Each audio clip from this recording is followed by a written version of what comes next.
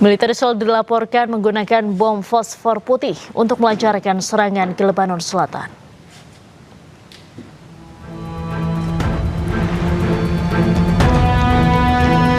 Serangan bom fosfor yang diduga dilancarkan Israel terekam kamera video amatir warga.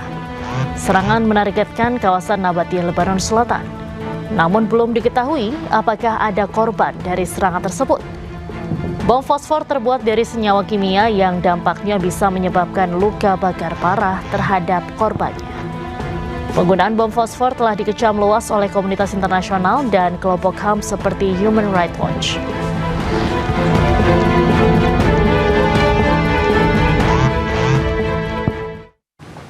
Kepulan asap tebal membumbung tinggi di atas kota Habok di distrik Nabatiyah, Lebanon Selatan setelah serangan udara Israel yang menargetkan infrastruktur diduga milik Hizbullah.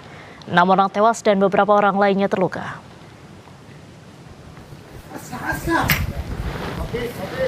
Rekaman video menunjukkan ambulans menuju pintu masuk darurat Rumah Sakit Al-Najda Al-Shabiyah. Kantor Berita Nasional Lebanon melaporkan pesawat Israel melancarkan serangkaian serangan udara hebat kurang dari 1 jam setelah tentara Israel mengeluarkan peringatan evakuasi. Kementerian Kesehatan Lebanon mencatat jumlah korban tewas akibat serangan Israel sejak 2 Maret meningkat menjadi 2.618 orang dan 8.094 orang terluka.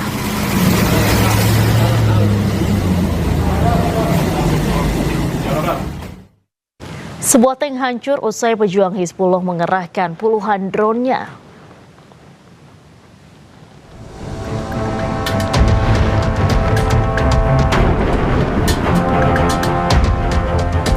Inilah detik-detik saat FPV drone pejuang Hizbullah berhasil menghantam tank Merkava 4 milik Zionis Israel. Meski telah dilengkapi alat penangkal drone, tank IDF berhasil dihancurkan oleh pejuang Hizbullah. Pejuang Hizbullah melengkapi drone dengan peledak anti-tank PG-7 asal Rusia. Pejuang Hizbullah juga mengumumkan operasi melawan penjajah Israel di selatan Lebanon pada hari Jumat. Aksi ini merupakan balasan dari pelanggaran perjanjian perdamaian yang dilakukan Zionis Israel yang terus menggelar serangan udara dan menghancurkan rumah di desa-desa di Lebanon Selatan. Operasi Hizbullah mencakup wilayah Al-Bayada, Pinjebel, dan Hula.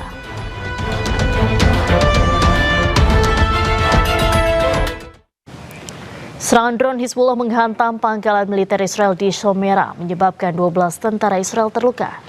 Penggunaan drone peledak Hizbullah kini menjadi ancaman terbesar militer Israel.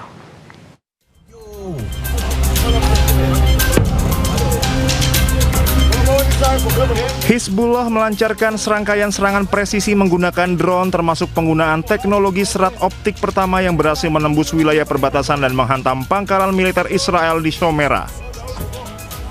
Dalam rangkaian operasi yang berlangsung Kamis, Hizbullah tidak hanya menyerang tank di darat, namun juga berhasil merontokkan aset udara canggih milik Israel.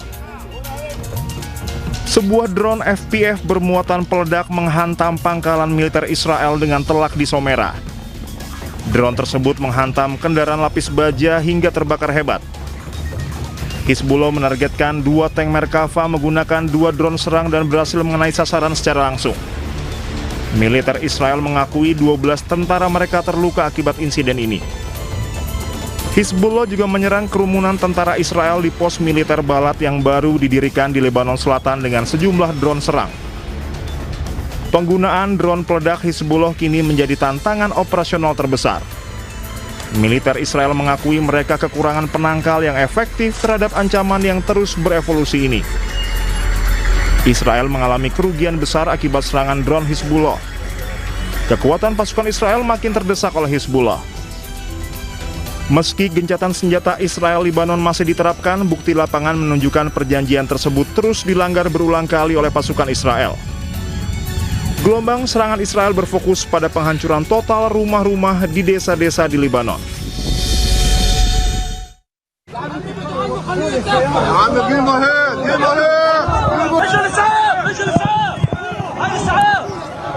Serangan ini mengakibatkan sejumlah korban mengalami luka serius. Para korban luka langsung dibawa ke Rumah Sakit Martir Al-Aqsa untuk mendapatkan perawatan. Menurut Kementerian Kesehatan Palestina, serangan Israel telah menewaskan lebih dari 800 warga Palestina dan melukai lebih dari 2.300 warga sejak gencatan senjata diberlakukan pada Oktober 2025.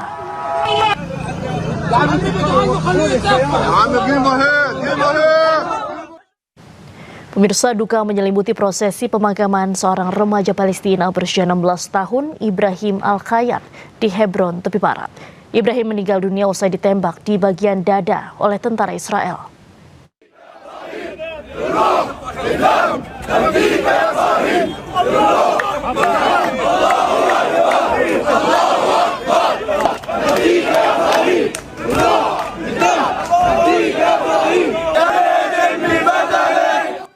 Suasana duka menyelimuti prosesi pemakaman seorang remaja Palestina di Hebron, tepi barat.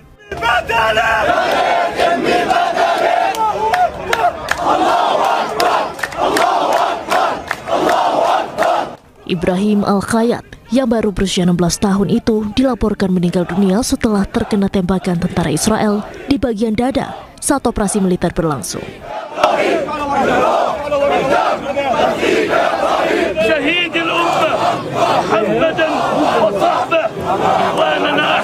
Pihak militer Israel menyebut pasukan melepaskan tembakan setelah sejumlah warga Palestina melemparkan batu ke arah mereka.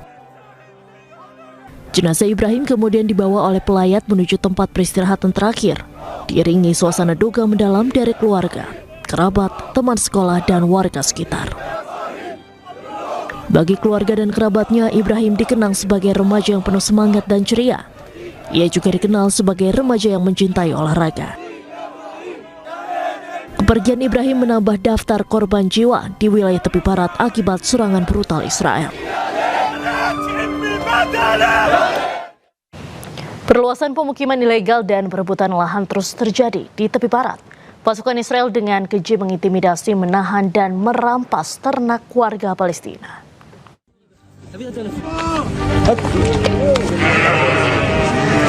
Pasukan pendudukan Israel menahan dan mengintimidasi sejumlah warga Palestina di selatan Hebron, tepi barat Palestina. Warga Palestina mengalami perlakuan kasar saat ditahan petugas. Aparat juga merampas hasil ternak milik warga setempat yang menjadi sumber penghidupan utama mereka. Wilayah tepi barat, khususnya Hebron, sering menjadi lokasi ketegangan antara pemukim ilegal Israel dan warga Palestina terkait isu lahan dan sumber daya. Pemukim ilegal bersenjata dan tentara Israel kerap memukuli pekerja di peternakan dan membawa kabur ternak mereka. Selain mencuri hewan ternak, pemukim ilegal Israel juga kerap menggunakan lahan pertanian warga Palestina untuk mengembalakan domba mereka secara ilegal. Seorang pemukim Israel secara tiba-tiba menyerang seorang biarawati Kristen di Yerusalem. Insiden ini terjadi di wilayah dengan sensitivitas agama dan politik yang tinggi.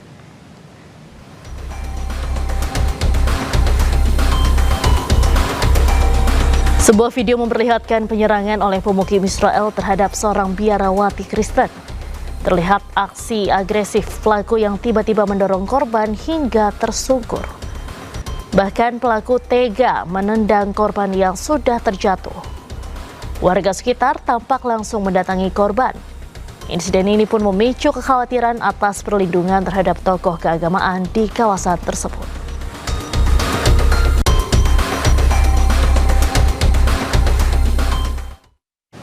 Kamp-kamp pengungsian Gaza diserang hama tikus dan serangga. Selain membawa penyakit, hama tikus dan serangga juga melukai bayi-bayi di tenda.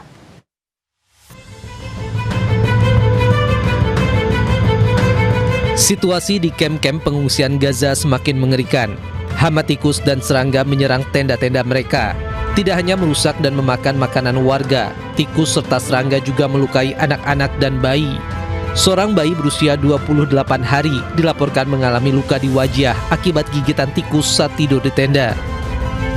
Sementara seorang ibu terpaksa harus menaruh bayinya yang baru lahir di kotak kardus untuk melindunginya dari gigitan tikus. Orang tua bayi berharap anaknya bisa tidur di tempat yang lebih layak, lebih hangat, dan selimut yang bersih. Ledakan populasi tikus dan serangga diduga akibat hancurnya infrastruktur sanitasi, penumpukan sampah yang tidak terangkut, dan kondisi tenda yang tidak layak.